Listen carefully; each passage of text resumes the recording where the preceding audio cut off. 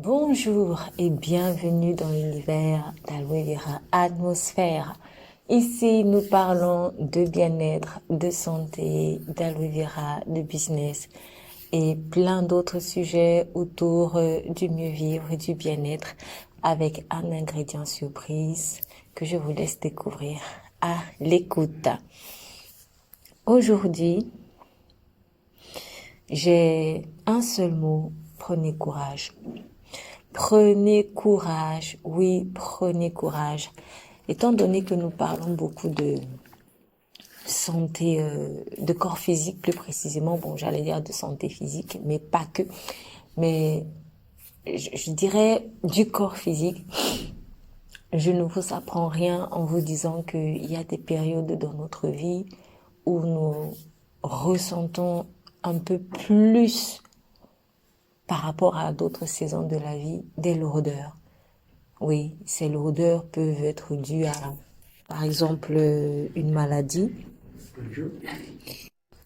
Quand on est malade, il est évident que nous n'avons pas beaucoup de force physique.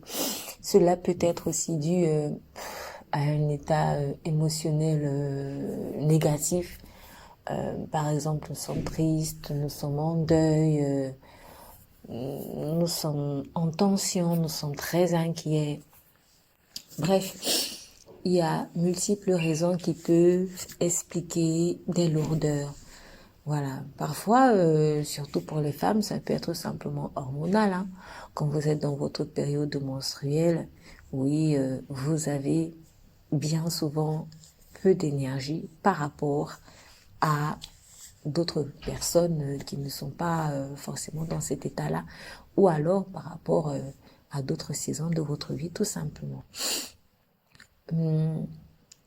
Peut-être que pour une autre, ça peut être dû à une situation de chômage prolongé. L'oisiveté peut fatiguer. Je dirais même l'oisiveté fatigue beaucoup plus que le travail. Alors, ce n'est pas parce que nous sommes en chômage qu'on ne fait rien, mais là je parle à des personnes qui, en l'occurrence, ne font rien, peut-être parce qu'elles estiment être en chômage. Lorsque nous sommes en oisiveté, lorsque nous sommes dans l'oisiveté, je dirais, eh ben, on peut se sentir un peu plus fatigué. Pourquoi? Ben parce que l'être humain est une personne qui a été créée pour être active.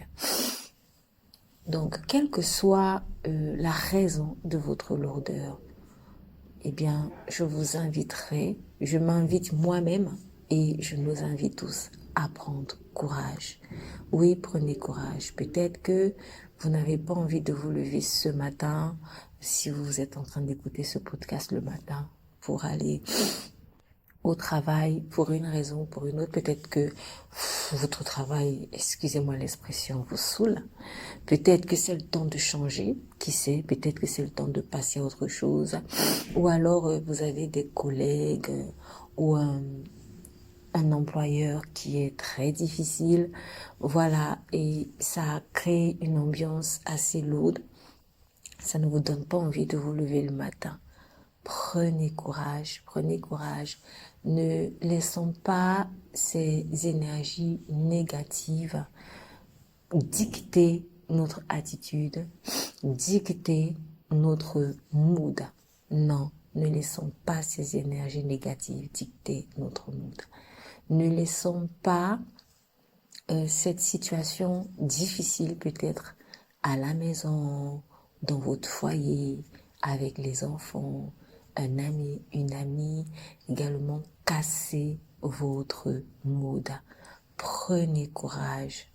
Si vous êtes malade, c'est aussi le temps de prendre soin de vous peut-être, de ralentir un peu et de vous dire, bon, ok, je vais adapter mes activités à ma situation physique actuelle et lorsque j'aurai plus de force, à ce moment-là, je pourrais prendre de nouvelles habitudes ou alors mes anciennes habitudes si ces habitudes-là étaient bonnes. Parce que, en parlant de maladie, j'ai une pensée pour le burn-out.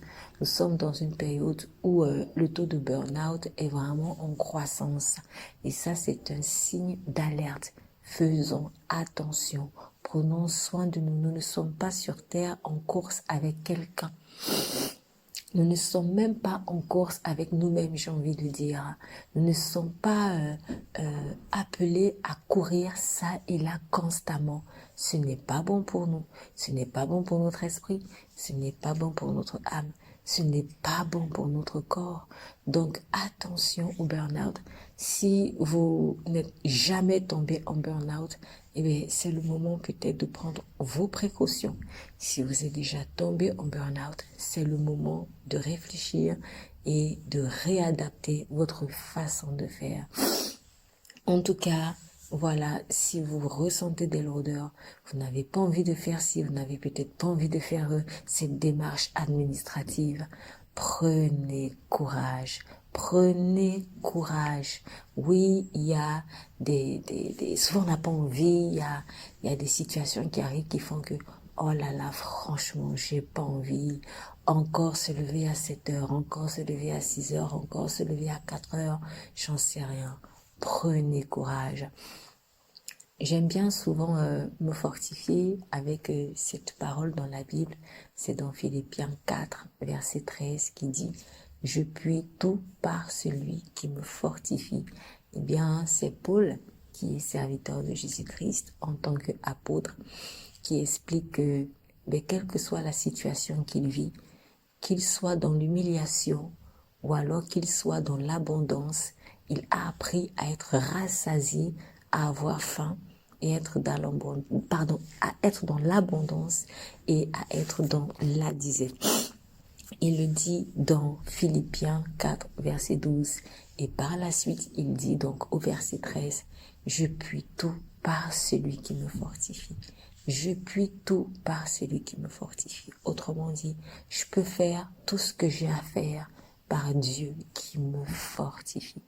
Donc, il avait compris que tout ce qu'il avait à faire, parce que c'était un homme très occupé, c'était un homme également très persécuté à cause de sa foi et de ce que il travaillait bien pour Dieu. En tout cas, il portait de très bons fruits. C'était un homme très courageux et à l'époque, on n'avait pas forcément toutes certaines facilités que nous avons aujourd'hui. À l'époque, il n'avait pas le métro pour faire en 1 heure un déplacement qu'il faisait peut-être en plusieurs jours. Vous voyez. Donc, il n'y avait par exemple pas non plus de téléphone portable. Je pense que ça aurait été plus facile pour lui de pouvoir appeler un tel et lui dire fais-moi ci, s'il te plaît, fais-moi ça, je te demande ceci, je te demande cela, comment va un tel, etc. Bref, de vaquer à ses occupations. Non, il fallait s'envoyer des lettres, il fallait trouver quelqu'un pour pouvoir remettre la lettre au destinataire, etc. Et ça prenait énormément de temps. C'était fatigant. En tout cas, à l'époque de l'apôtre Paul, c'est-à-dire on est à peu près vers 50 après Jésus-Christ, il n'y avait pas autant de facilité que nous avons aujourd'hui. Et pourtant aujourd'hui, nous avons aussi nos défis. Nous avons nos défis. C'est pour dire que à chaque époque, il y a eu des défis. À chaque époque, il y a eu des défis, mais cette parole est transgénérationnelle.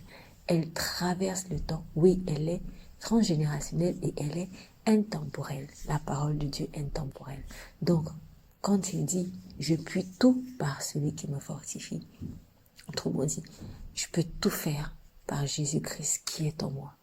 On peut aussi le dire « Oui, je puis tout par Jésus-Christ qui est en moi et c'est lui qui me fortifie. » Jésus-Christ vous donne la force. Si vous lui faites confiance, il vous donnera la force. Pourquoi l'Esprit de Jésus-Christ? Parce que lui seul a pu accomplir en 33 ans ce que personne d'autre ne pourrait accomplir pour toute l'humanité. 30 ans de préparation pour 3 ans de ministère. En 3 ans de ministère, Jésus-Christ a accompli ce que personne d'autre ne peut accomplir. Alors, vous avez besoin de force. C'est vers lui qu'il faut courir. C'est lui qui sait comment faire. C'est lui qui sait comment procéder. Et surtout, c'est par son esprit que vous pourrez aussi accomplir ce que vous êtes appelé à faire sur cette terre. J'aimerais, avant de terminer, apporter quand même cette petite précision. C'est derrière certaines odeurs, il peut se cacher de la paresse. Parfois, c'est pas juste une fatigue normale, mais c'est tout simplement de la paresse. Faisons attention à cela. De toute manière, ça ne sert à rien de reporter encore et encore et encore les choses que nous avons à faire, parce que tant que nous n'avons pas fait ce que nous sommes censés faire, au moment où nous devons le faire, eh bien, ça va nous tarauder l'esprit, on ne se sentira pas à l'aise. Mais une fois qu'on a fait ce qu'on devait faire au moment où on devait le faire, vous pouvez souffler. Voilà, vous avez le sentiment en tout cas que vous êtes libre. Tant que vous n'avez pas fait ce que vous êtes appelé à faire, c'est comme si vous avez une dette. C'est comme si vous avez une dette et voilà, c'est pas très agréable d'avoir des dettes. Mais une fois que vous avez fait ce que vous devez faire, eh bien, c'est comme si la dette, elle est payée. Donc, un petit conseil, ne cédons pas à la paresse, mais sans tomber dans l'autre extrême où on doit se reposer et on se dit non, je vais pas me reposer. Je vais continuer de tirer sur la corde. Non, faites pas ça. Donc, il y a deux extrêmes. Un premier extrême où on se laisse aller à la paresse et ça, c'est pas bon. Parce que tout ce que vous accumulerez, à un moment, cela retombera sur vous. Donc, il faut éviter d'accumuler ce que nous avons à faire. Facilitons-nous la tâche, faisons autant que faire se peut ce que nous avons à faire au moment où nous devons le faire, pardon. Et puis, il y a l'autre extrême aussi, où on se repose jamais, on pense jamais à soi, on tire tout le temps sur la corde et à force de tirer sur la corde, et ça lâche. Voilà, ça lâche. Évitons cela parce qu'il y a des cordes qui sont difficiles à reconstruire. Mais bon, j'ai quand même cette bonne nouvelle, c'est que si vous avez trop tiré sur la corde et que votre corde est difficile, voire impossible à reconstruire, eh ben, il y a un Dieu qui fait des miracles. Réfugiez-vous en lui. Merci d'avoir écouté et puis, une fois de plus, prenez courage. Jésus vous aime. C'est Estelle. Bonne journée.